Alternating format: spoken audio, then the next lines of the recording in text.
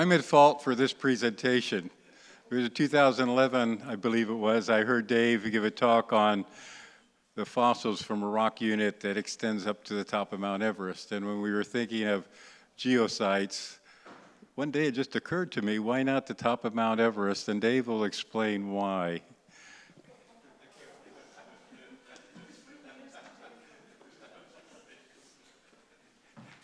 Right, well that sets the scene because we can all blame Stan for this. Right, okay. I think it's really self-evident why this should be recognized as one of these World Heritage Sites. I think, it's cited here, it's shared by Nepal and the Tibetan Autonomous Region in China. A lot of what I'm going to talk about I did with Chinese colleagues a number of years ago, not at the very top of Everest, but still at 5,000 meters in the valleys below. I was very fortunate to hook up with Luis, who's actually been to the top of Everest and actually has collected some samples from the top of Everest. And suddenly I realized that there were other people that had been to the top of Everest here, Geronimo, for example. So there's quite a group of, I guess, mountaineer geologists. And I'm going to come back to that later, just how important these people have been in developing our ideas and our understanding for what's actually at the top of Everest. Okay, so it's the highest point in the Earth's crust. But we now know that the actual summit of the mountain is made up of Middle Ordovician limestone. And we also know that the top of the mountain has abundant and diverse invertebrate faunas and conodonts,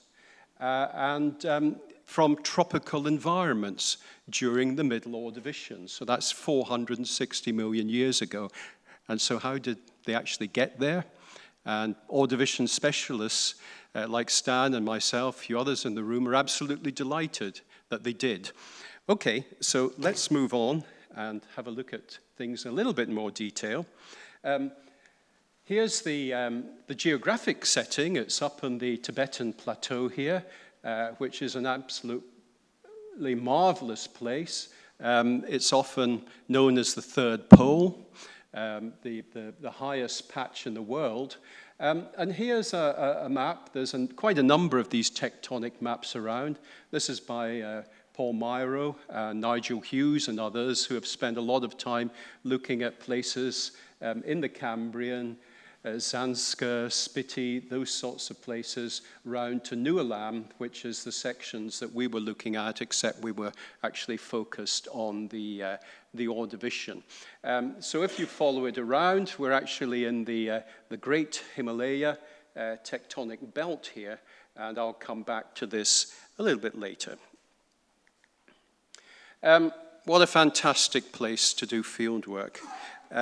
It's culturally and in terms of the ecosystem we have at the moment with yaks and many invertebrate faunas and plant life. And I went with a group from Denmark that included botanists and zoologists that were doing their own particular projects.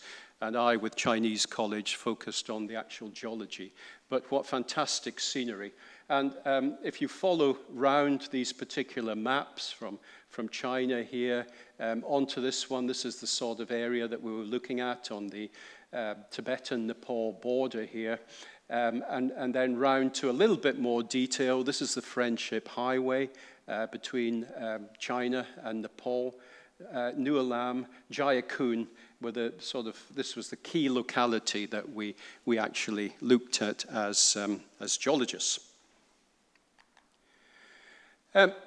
Okay, this is a photo I've had for a long time that an American colleague, Rick Law, gave me, and I mapped onto this. We've now got much better photographs from Luis, but this is a more traditional view of the mountain, and I'll just point out a few key features here.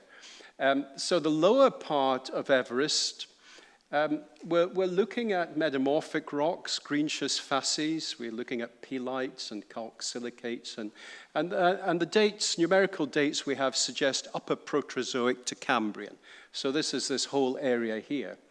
Then there's a very dominant yellow band which can be recognized in a number of different locations throughout the Himalaya. And this is a very distinctive marker horizon. And here we see it quite clearly towards the summit of Everest itself. And we think it's Ordovician, calc-silicates and marbles, still metamorphic.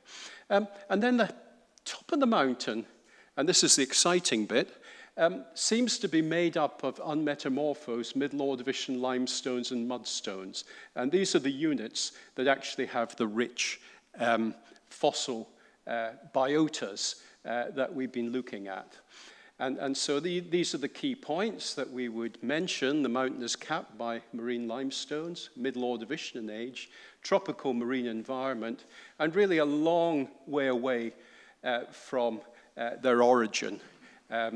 And now we find them on the roof of the world.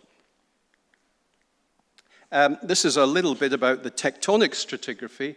And again, this is a sort of compilation by Paul Myro and others. And this is the actual stratigraphic succession that we're looking at.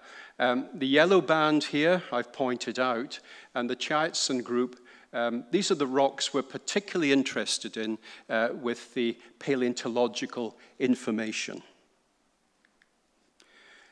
Now, step forward, Luis, and some absolutely wonderful photographs from the summit.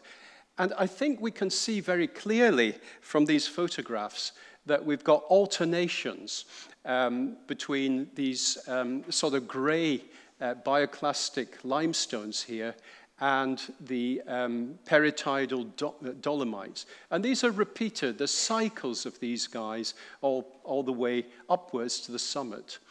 Now, fantastic geology, fantastic views, and great courage and bravery to get to the summit. But this has been a story of all exploration of this wonderful mountain.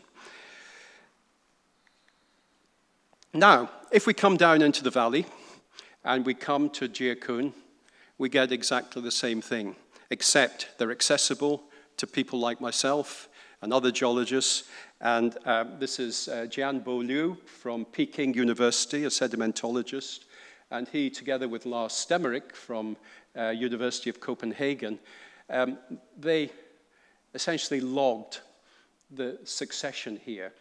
And quite clearly, we can see the same rocks that we saw on the summit of Everest, the peritidal dolomites, the bioclastic limestones here, and there are cycles of deposition that we might expect.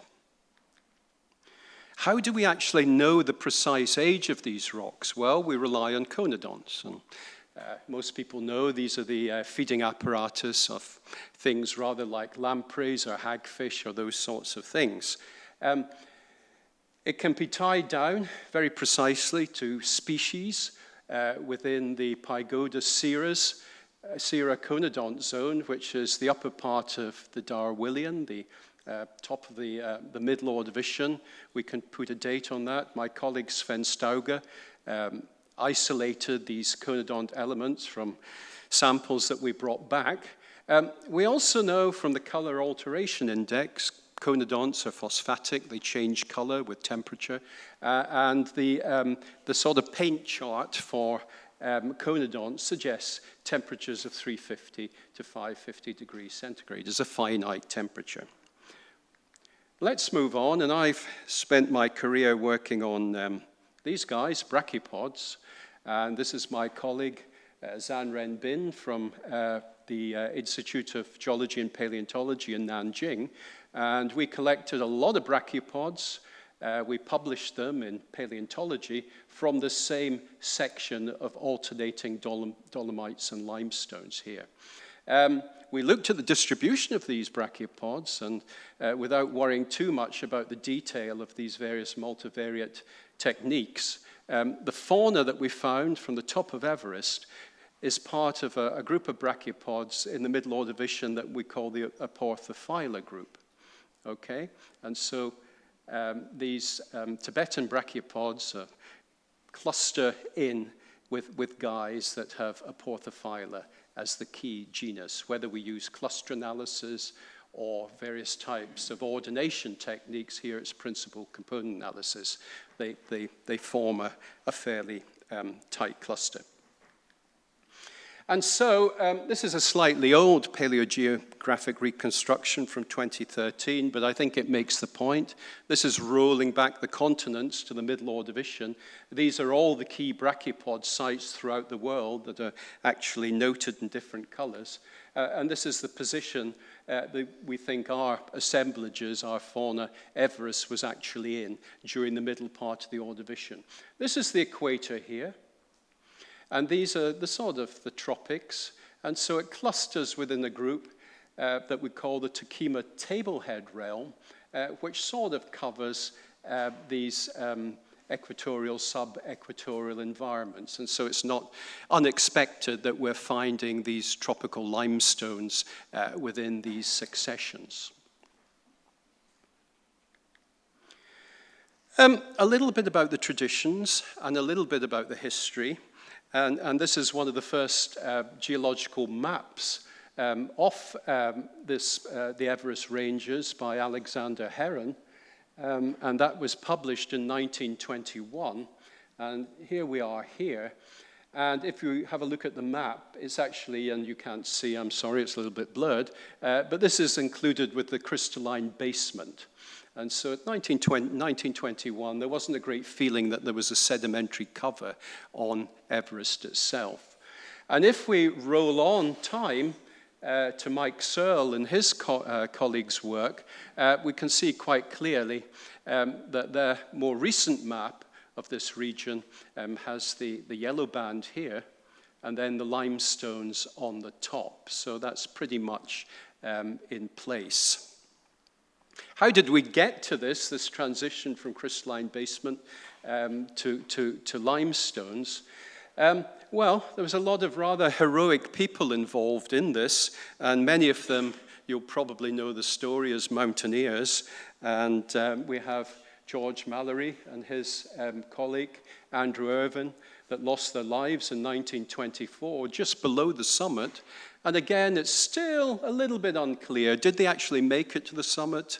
Were they on the way down, or were they still on the way up? That's still an open question. Lawrence Wager, who many of you will know very well, if you work on igneous rocks, he went on to have a very successful career in Oxford, working out things like the Skiergård intrusion in Greenland. Noel Odell was another person. He was the oxygen officer for the time, and he collected samples as well. And so the initial reports suggested, because there were limestones, because they had crinoids in, they're probably Carboniferous or Permian age. Move on to the very detailed mapping programs by the Chinese Academy of Science and their colleagues. In the 1960s, publishing in the 1970s, they established an Ordovician age for these rocks. And this was a huge breakthrough by our Chinese colleagues. Okay, so if we sum up, and I realize I'm the only person holding you back from your lunch, so I shall go through this now rather quickly. Highest point on the Earth's crust is quite iconic. Everybody has seen a photograph of Everest somewhere in some magazine or whatever. It's quite beautiful, but it is a remarkable piece of human achievement.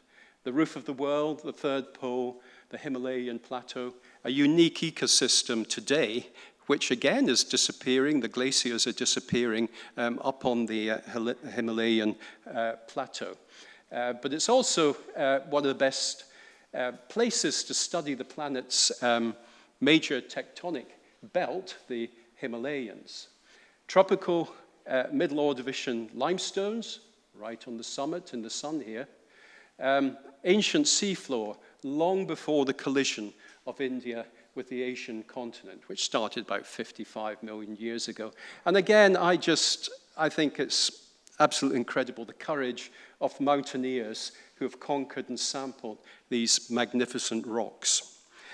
So my final slide is really an acknowledgement for these brave and courageous people that have made it to the summit and really taught us so much about what's on the roof of the world. So thank you very much.